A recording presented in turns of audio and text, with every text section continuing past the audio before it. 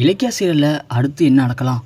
இலக்கியா எப்படியாவது அந்த habeas corpus மனு அப்ளை பண்ணி கார்த்தி இருக்கிற இடத்த கண்டுபிடிச்சி கௌதம் எந்த கடத்தலும் பண்ணலை, கௌதம் நிரபராதி அப்படின்னு இந்த சமூகத்துக்கு நிரூபித்து கௌதமை வெளியே கொண்டு வர போகிறேன் அப்படின்னு பல நாட்களாக போராடிட்டு இருக்காங்க. அதுக்காக இன்றைக்கி ஹேபியஸ் கார்பஸ் மனு அப்ளை பண்ண கோர்ட்டுக்கும் போன இலக்கியாவுக்கு அங்கே அவங்க எதிர்பார்க்காத விதமாக ஒரு பெரிய அதிர்ச்சி செயல். அதை கண்டு நம்ம இலக்கியா என்ன பண்ண தெரியாமல் அப்படியே மன உளைச்சலுக்கு உள்ளாயிட்டாங்க. வேறு வழியே இல்லை, அவ்வளோதான், கௌதமை காப்பாற்றுறதுக்கு இது வழி இல்லை, நாம் வேறு ஏதாவது ட்ரை பண்ணலாம் அப்படின்னு இலக்கியா திரும்ப வீட்டுக்கு வராங்க. வீட்டுக்கு வந்த உடனே இலக்கியா சோர்ந்து போய் வரதை பார்த்த நம்ம ஜானகி, இலக்கியா என்னாச்சுமா, நீ அந்த ஹேபியஸ் கார்பஸ் மனு அப்ளை பண்ண கோர்ட்டுக்கு போனியே, அப்ளை பண்ணிட்டியா? போலீஸ் தேட ஆரம்பிச்சிட்டாங்களா? கண்டிப்பாக கார்த்திக் கிடச்சிருவான்ல, சொல்லி இலக்கியா, கௌதம் வெளியே வந்துடுவான்ல.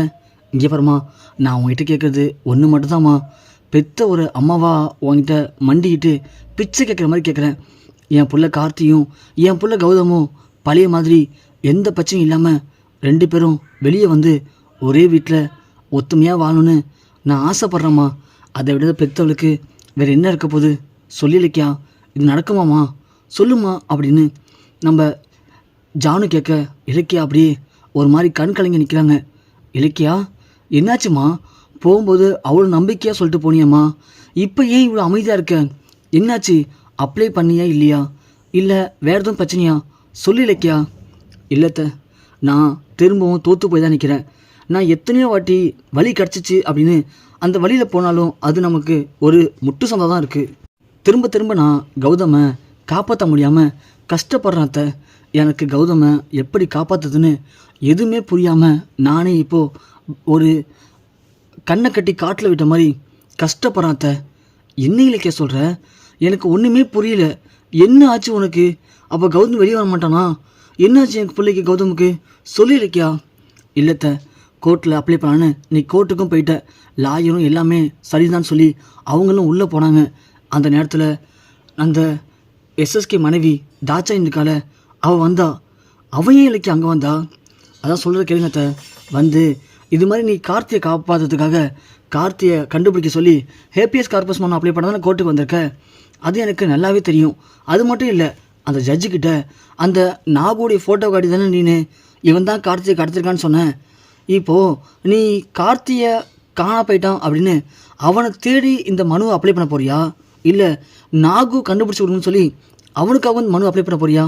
ஆனால் ஒன்றும் இலக்கியா, நீ ரெண்டு பேர் தேடியும் ஹேபியஸ் கார்பஸ் மனு அழித்தாலும் அந்த நாகு ரொம்ப ரொம்ப மோசமானவன் இலக்கியா. நீ அவனை தேடுறன்னு தெரிஞ்சாலே போதும், அவன் தன்னை காப்பாற்றிக்கிறதுக்கு கார்த்தியை கொல்ல கூட தயங்க மாட்டான். அவன் கடுப்பாயிட்டானா யார் சொல்லதும் கேட்க மாட்டான். அந்தளவுக்கு மோசமானவன். பார்த்து இலக்கியா, நீ பாட்டுக்கு கார்த்தியை கண்டுபிடிக்கிறேன்னு சொல்லி ஹேபியஸ் கார்பஸ் மனு அப்ளை பண்ணி அந்த விஷயம் நாகுக்கு தெரிஞ்சு நாகு கடுப்பாகி கார்த்தியை போட்டு தள்ளிட்டான்னு வச்சுக்கேன், அப்புறம் உன்னால் ஒன்றுமே பண்ண முடியாது. நீ ஆசைப்படுறியே என் புருஷன் நல்லவன், என் புருஷன் உத்தமன், இந்த ஊர் உலகத்துக்கே என் புருஷன் எந்த தப்பு பண்ணலன்னு சொல்லி நிரூபித்து என் புருஷனை வெளியே கொண்டு வரப்போன்னு சொல்லி அந்த நாகு சொன்னால, ஒருவேளை அவன் கடுப்பாகி கார்த்தியை கொன்று அந்த பழி தூக்கி உன் புருஷன் கௌதம் மேலே போட்டானா, அப்புறம் கௌதம் ஆயுசுக்கும் ஜெயிலை விட்டு வெளியே வரவே முடியாது. லாஸ்ட் வரைக்கும் உள்ளே கடந்து சாக வேண்டியது தான். அதனால் நாகு அப்படி ஒரு முடிவு எடுக்கவும் தயங்க மாட்டாமா. ஸோ எனக்கு தெரிஞ்ச வரைக்கும் சொல்லிட்டேன், நாகு அப்படியாப்பட்டவன். இதுக்கு மேலே நீ ஹேபியஸ் கார்பஸ் மனுவை அப்ளை பண்ணணுமா பண்ண வேணாமாங்கிறத நீ தான் முடிவு பண்ணணும் அப்படின்னு அந்த தாட்சாயினி என்னை மிரட்டிட்டு போயிட்டாத்த. எனக்கு ரொம்ப பயமாக இருக்குது. நான் அவள் சொல்கிற மாதிரி இந்த ஹேபியஸ் கார்பஸ் மனு அப்ளை பண்ணால் அவள் ஒரு வேளை அந்த நாகு மூலிமா கார்த்தி உயிருக்கு எதனாவது ஆபத்து வந்துடுமோன்னு எனக்கு ரொம்ப பயமாக இருக்கத்த.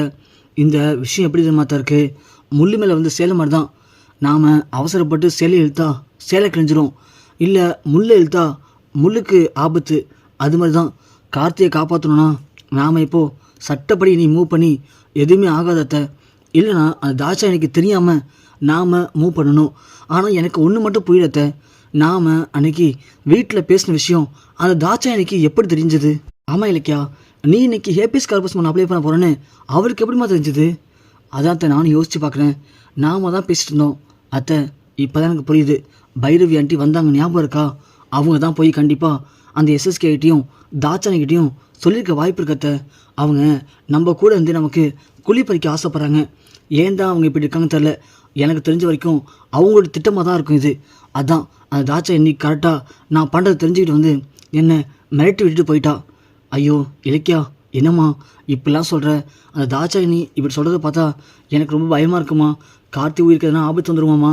அது மட்டும் இல்லை, கார்த்தி உயிருக்கு ஆபத்து வந்தாலும் அந்த பழி தூக்கி கௌதம் மேலே போடுவோம்ல சொல்கிறா அவ. ஏன் இப்படி இருக்கா?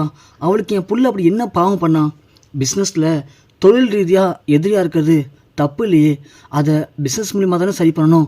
அதை விட்டுட்டு இப்படி கொலை பண்ணுற அளவுக்கு இறங்கிட்டானா? சி, அவளாம் பொம்பளையா?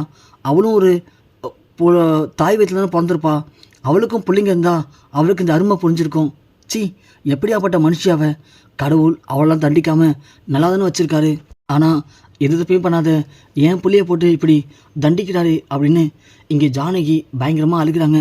இலக்கியா ஒன்று, அத்தை அழுகாதீங்க அத்தை, நான் தான் சொல்கிறேன்ல, கௌதம் உங்கள் புள்ள மட்டும் இல்லை, அவர் என் புருஷன்.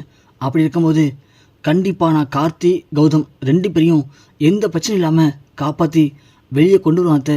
நான் ஏற்கனவே சொன்னது தான், கௌதமை காப்பாற்றுறேன்னா சபதம் எடுத்திருக்கேன். அப்படி இருக்கும்போது அந்த சபதத்தில் கண்டிப்பாக நான் தோக்க மாட்டாத்த. கௌதம் கார்த்தியை கடத்தலை அப்படின்னு இந்த ஊர் முழுக்க நிரூபித்து கௌதமை வெளியே கொண்டு வருவேன். அதே மாதிரி கார்த்தியை கடத்தினது அந்த எஸ்எஸ்கே தான் அப்படின்னு கார்த்திக்கும் நிரூபிப்பேன். கண்டிப்பாக கார்த்தி புரிஞ்சு பார்த்தேன். கார்த்தியே புரிஞ்சுக்கிட்டு கௌதம் அண்ணன் எதுவும் தப்பு பண்ணலை, நான் தான் கௌதமை தப்பாக புரிஞ்சுக்கிட்டேன், என்னை மன்னிச்சிருங்க அப்படின்னு கார்த்தியை வந்து கௌதம்கிட்ட மன்னிப்பு கேட்பான். மன்னிப்பு மட்டும் இல்லத்த, கண்டிப்பாக பழைய மாதிரி கார்த்தி கௌதம் 2 பேரும் ஒன்று சேரதான் தான் போகிறாங்க. நீங்கள் வேணால் பாருங்களேன் அப்படின்னு நம்ம இலக்கியா சொல்ல, ஜானகி ஒன்று, கண்டிப்பாக இலக்கியா அப்படி நடக்கும்னு தான் நான் ஆசைப்பட்றேன்.